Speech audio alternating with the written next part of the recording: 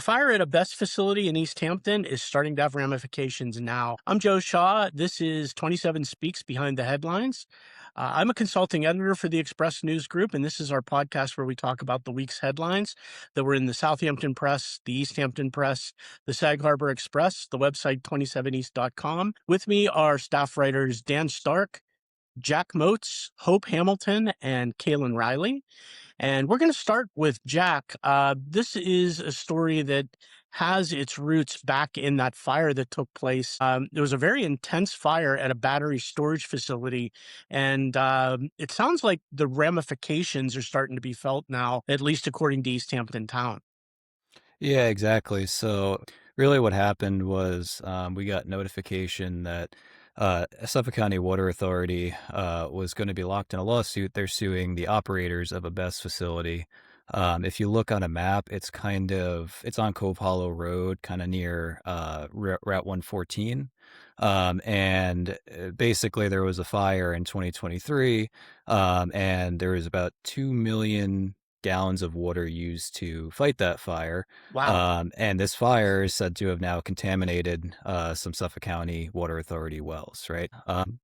There were two that were in levels in excess of New York's maximum contaminant level, right? Those have been taken offline, and then there were two that did not exceed that level. And basically, the bottom line here is that the people that are connected to public water, all that drinking water meets Suffolk County Water Authority's drinking water standards. So really what's at play here now is what's going to happen with the 30 private wells in that area. And that's where the town has kind of jumped in.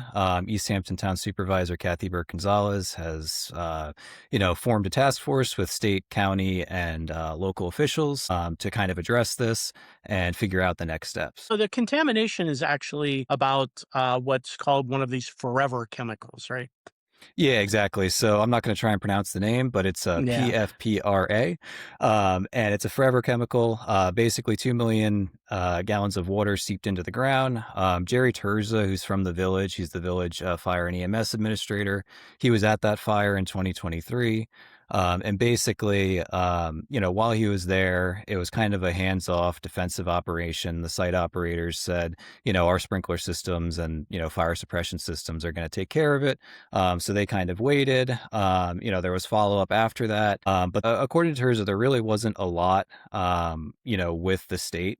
And I reached out to the state DEC. There wasn't anything that they could offer really before deadline this week. So there's certainly going to be a follow-up here. I was talking a little bit about where this facility is located. It's at Cove Hollow Road and Route 114, and the groundwater in that area, it seeps north to south. So really, what the area in question here is kind of south of 114. We don't know exactly which houses are included in that 30, but it's kind of an area right on the border between the town and the village. Gotcha. One of the quirky things here is 2 million gallons of water. You mentioned it. Local firefighters didn't really contribute to that at all, right? It was pretty much all the way those BESS systems were designed. The facilities were designed to be self-contained, and all of the water was really from the fire suppression system within the facility. And the firefighters really kind of stayed back and watched while this happened, right? Yeah, exactly. So it was a pretty hands-off operation. And Jerry Terza was someone, he kind of brought up like what is going to happen with all of this water. Yeah. That's $2 million or 2 million gallons of contaminated water that, according to him, wasn't really properly dealt with. And now, according to the SCWA, 3 years later, it appears that it wasn't properly dealt with, right? Because now that's seeped into the groundwater. There's this lawsuit, and there's a bunch of private wells in that area that are facing contamination. Again, we don't know exactly which houses those are, but the bottom line really especially at the town and local level is that, the people who are connected to public water, they don't want their rates to go up because of this contamination. And the people that are connected to private wells, they need to have safe drinking water, right? Sure. So there's going to be plenty to follow up on this week to see exactly what is going to be the specific fallout of this. But all of this, as I said, was detailed in a lawsuit between SCWA, who is the plaintiff, and the operators of this BESS facility, right? And they're based in other states and countries. Who's taking charge of the response to this? Is it Uh, the authority or the town or? So I think, again, on the very hyper local level, in addressing the needs of East Hampton, right, that's kind of falling on, town officials, right?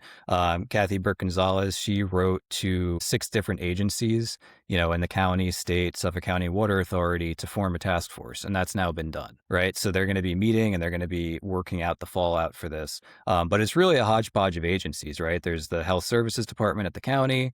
There's the town leadership. There's the Water Authority. There's the governor's office and the state DEC. There's a couple of different things going on here, and they're all going to be working together to make sure this is addressed at the hyper local level, right? Because the And most important thing is that people who are connected to private wells have a safe supply of drinking water. basically going to go door to door and offer testing, right? Yeah, so they've been knocking on doors in that neighborhood for the past, I guess close to the past week now, offering free testing, and people are able to call the health services department to if they have any questions or to make sure that they can get that testing. So that's really kind of where we're at with it right now. It's going to be interesting to see what's going to happen over the next week or so. Yeah, it's really interesting because the groundwater moves relatively slowly. So it may be a little bit of time before it gets to those private wells, but you certainly want to stay on top of it and make sure people have safe drinking water. No question about that. So, Yeah, exactly. I mean, it's been 3 years since this fire, so it's starting to show what's going on now. yeah. Okay. Thank you, Jack. Let me bring in Dan Stark. He covers Southampton Village for us. Hey, Dan. Hey, Joe. So I thought this was a really cool story this week because this is actually a story about something that didn't happen in the village, but was a fairly big deal at the time. And I have to be honest with you, this predated my arrival, and I had not heard about the proposal for a Vietnam veteran memorial to be built in Southampton Village. And now there is a museum. I guess they have sort of an archive now about this effort. Tell us about this story. Yeah, so what the Rogers Memorial Library in Southampton Village did, they received this collection of documents by a local resident named Raymond Enstein, and it documented this proposed push to add a Vietnam memorial in Southampton Village during the 1980s. And I'll talk about it a bit more. It wasn't fully realized, but Ray had all of these documents from it, including Southampton Press articles, handwritten observations that he had from this time, but also all these letters that he received from Vietnam veterans and their families, kind of detailing what they were going through. So he brought it to the library this past September, and they've spent the last year going through all of these. And now it's fully organized and digitized on the library's website there. And there's just a wealth of information on this. Really interesting stuff to learn about. So I guess the point being that, and we'll talk about the fact that the monument didn't get built, but out of this effort came this sort of treasure trove of information about local folks who served in Vietnam. And that was not information that was readily available before this, right? Right. And one of the other big things in this that came out of this push to get a memorial was they put together this list identifying local Vietnam veterans, which was something that hadn't existed before. And now that's been used to keep track of who was served and has been used for different ceremonies here. And yeah, just these letters in here too really speaks to the experience of Vietnam veterans when they came back from the war, kind of the struggles they had, the things that they faced in their lives here. And a lot of this factored into to this push because when I talked to Ray about this, one of the interesting things that he noted was kind of this like gap in thinking almost between like the World War One and World War Two veterans of the time and then the Vietnam veterans. A lot of these World War One, World War Two guys, they had this mentality of like, yeah, we are defending our country, we are voluntarily going to war, let's do this. And with a lot of the Vietnam guys, Ray included, he got drafted out of college in the 60s. A lot of them, it was like, what is this? What is this war we're fighting here? So that sentiment is documented in here too. So what exactly was proposed? What were they gonna do for a memorial? So what they were going to do, it was something called the Vietnam Memorial Plaza. It was going to kind of be this V-shaped plaza with a flagpole outside of Veterans Memorial Hall in Southampton. Now, kind of the big tension that arose was that there were some people who felt that the memorial should be in Agawam Park alongside the World War One monument there and the fountain that's also in the park there too. And ultimately, this disagreement is kind of what sank the project. So that's what it would have been there. Yeah, it's kind of ironic that the Vietnam War was so divisive, and that was sort of at the heart of why this monument didn't get built, and it actually undermined the whole effort to even build it. But there is a positive that comes out of this because the effort that was made to pull all of this together is now part of this archive at the library, and so we have all this information about the Vietnam War era and how it affected Southampton. Exactly. You can see the experience there of what these veterans were going through, but it also shows a community coming together, even in their disagreements here, to try to do something for these veterans and honor them. Yeah. So what the archive is available online as well? Is that right? Yeah. Oh, yeah. It is fully digitized there. In the story I did, there's a link to it, and you can go through each document one by one there. Like I said, it took them months to go through everything, digitize it, retype a lot of these handwritten letters too. So there is so much in here for residents and anybody who's interested to check out. Very cool. So the story is at 27east.com. And as Dan said, there is a link in the story that you can go straight to the collection at Rogers Library. Dan, thank you. Great story. Good read. Thank you very much. I want to bring in Hope Hamilton, one of our staff writers. Hey, Hope. Hey, Joe. So you wrote a story this week about something that I think has a couple of years ago, this was sort of under the radar. A lot of folks locally were aware of this only because they were going through it. But I think nowadays people are more familiar with what alpha gal is. And there was a measure this week that I believe passed the assembly, right? That was introduced Yes. by Tommy John Scavone. And the idea is to try and better track these cases, right?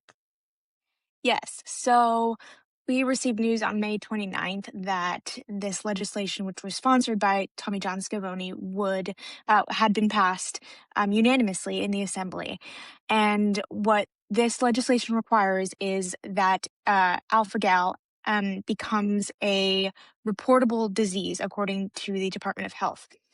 What that means is that the Department of Health requires for all reportable diseases that healthcare officials report any instances of these diseases to them, and then that these numbers, these levels of diseases, are made clear and open to the public in their annual communicable diseases reports. So the thing about alpha gal is that it is not a reportable disease as of right now, but many other, actually most other tick-borne illnesses that we see out here in the East End are, such as Lyme disease, babesiosis, Rocky Mountain spotted fever. Pretty much all of them are, but alpha gal is not. And alpha gal, it's important to note, is not an illness. It's actually an allergy, Yeah, but it can we is. explain a little bit about what I think people are aware of alpha gal, but they may not really Yeah. understand what the syndrome actually is. Yes. So alpha gal syndrome is a potentially life-threatening allergy that is caused by the alpha gal sugar molecule, which is found in the saliva of certain ticks, particularly the Lone Star tick, and also, dogs and cats and such, but not in humans. So when humans get a Lone Star tick bite, they can, if the tick has this sugar molecule in them, they can develop alpha gal syndrome, which makes them potentially allergic to most mammalian meat products, beef, lamb, pork, and in severe cases, dairy products as well. It's important to note that not everybody who gets bitten by a Lone Star tick gets alpha gal syndrome. And clearly, everybody's allergy level can be different, and there are a lot of people who are actually asymptomatic. That said, though, it has become extremely prevalent in in recent years due to deer population and such. Yeah, our focus was always on Lyme disease, but babesiosis is very much part of the picture, and alpha gal has become more and more part of the picture for local folks. So the hope then, Tommy John Scavone, our local assemblyman, put this measure in through the assembly, so I guess it will go to the Senate now. The idea is to better track the numbers. What's the benefit of doing that, I wonder? The benefit of tracking the numbers is for him to bring more awareness to this allergy. Obviously, a lot of people have been struggling with it for a while, but there is kind of a lack of awareness and education around it as a whole right now. And, this legislation's intent is to just make more people aware of the potential risks that come with this allergy. You know, that said, there are a lot of false positive tests of alpha-gal, Hmm. which is something that's important to keep in mind, because when somebody tests for alpha-gal, they test your IgE, which is your immunoglobulin E. And what can happen is somebody can have a positive blood test for alpha-gal, and that doesn't necessarily mean that they have alpha-gal, because if they aren't presenting symptoms of, having an allergy to meat, it's kind of tricky to officially diagnose. So that's where it have instances being reported is kind of a tricky thing. It's a key first step, at least, in trying to get a handle on this. Absolutely, absolutely. And we are in the midst of tick season now, and we do have great resources on the South Fork with the Tick Center based at Stony Brook Southampton Hospital. People really need to be aware of the dangers with ticks, and the Tick Center has some great information for folks to be aware of. Hope, I guess you'll be following this legislation. We'll see if it ends up on the governor's desk this year. Well, here's the thing. While the legislation, Tommy John Scavone told me that while it was being worked on and passed in the Assembly and the Senate, he told me, um, he learned that the Department of Health is working on their own policy initiative, allegedly, which would go into effect in September. Oh, good. So So it would be a little quicker getting something into effect for this year. yes, That's good news. yeah. Okay, great. Thank you, Hope. We'll keep an eye on this legislation as it goes forward. So let me bring in Cailin Riley. And so let's talk about the silver lining story this week, which is about some screenings that are coming up at Sag Harbor Cinema this weekend. And they focus on motherhood and mental health. And I thought you were the perfect person to handle this story because as a mother and someone who regularly talks about the challenges of motherhood and mental health, I thought this was right up your alley. What's the cinema going to be doing? So this is absolutely right up my alley. I am a mom. Mental health is something I think about a lot. This is a great event that the Sag Harbor Cinema is doing. It's part of their Lighthouse project, which focuses on mental health and kind of using the medium of film to start discussions about mental health broadly speaking. But on Saturday, this Saturday, June 13th at 11 a.m., the focus is on maternal mental health. And so they're screening two films, one of which is If I Had Legs, I'd Kick You by Mary Bronstein. And this film was very prevalent during the most recent Academy Awards season run. The actress Rose Byrne was nominated for her role in this film. And they're also showing a shorter film, Tale of Two Mothers by Sam Vladimirsky. And these both address, kind of broadly speaking, the challenges that women in particular face once they become mothers. And there's going to be a panel discussion at the end, and it's going to, kind of examine all the different realities of postpartum depression and anxiety, the burden of caregiving, systems of support for mothers and their families, and all that entails. Obviously, we have a culture where we've been striving for many years for there to be more sort of domestic equality in the home and, mixed results. We'll just say that. And this is featuring a really interesting and diverse panel. So you have Dr. Jessica Cosgrove, who is the Associate Program Director for the Psychiatry Residency Program at Mather Hospital, which is associated with Northwell Health. And she is a specialist in reproductive psychiatry, which was a term I, who have been a mother of 3 children and been a mom for almost 15 years, heard of for the first time the other day, which sort of tells you something. They're also going to have Emily Tyson. She's a Hampton Bays high school graduate, and she is the founder of Sculpt by Emily Tyson. And she, her backstory, she's very popular workout class that she offers. Her backstory is that she kind of created this certain workout method when she was kind of dealing with her own battle with postpartum issues and depression. And she was, really inspired to kind of use movement as a way to help herself out of that. And then the event's going to be moderated by Susan Mead, who is the treasurer of the Sag Harbor Cinema Board. hmm It occurs to me that in my lifetime, which is I'm going to be 60 this year, I think the idea of postpartum depression we only really became familiar with it during my lifetime. I don't know that when I was a kid, postpartum depression was something that was really acknowledged or discussed much. We've come a really long way in understanding the challenges I mean, I think the focus for a long time was on expectant mothers and their health, but the idea of mental health for mothers after they give birth is relatively new, but really growing in intensity, I think, right? Yeah, I mean, listen, as someone who has, again, a teenager, a soon-to-be teenager, and a 9-year-old, I am sorry to tell anyone who's currently pregnant or dealing with babies and toddlers, but the mental health roller coaster does not end.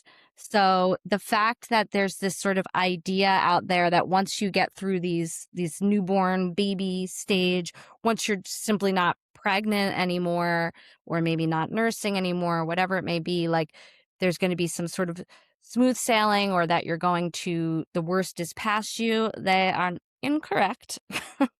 So the challenges really just kind of morph and change, but they're always there. And hmm speaking with Dr. Cosgrove was so revealing, because again, you'd think I'd know these things because I'm a journalist, I have 3 children, I'm a working mom. Like, if anyone should beware of this stuff, it's me. But she brought up something really key, which is that there's this whole societal expectation that's sort of really insidious, that it's normal to suffer during motherhood. Like this is just sort of part of it, and our society glorifies it as well. So that is just so prevalent. It's so hard to change all of that.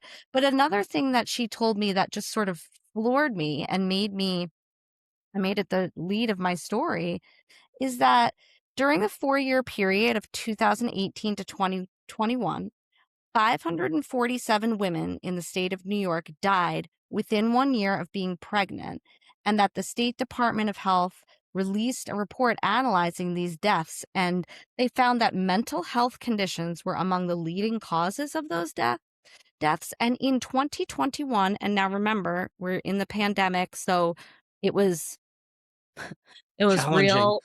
It was a real, challenging time real. for everybody already. Real, real. Yeah. I wrote an essay about that period of time in my life and the chaos that was happening.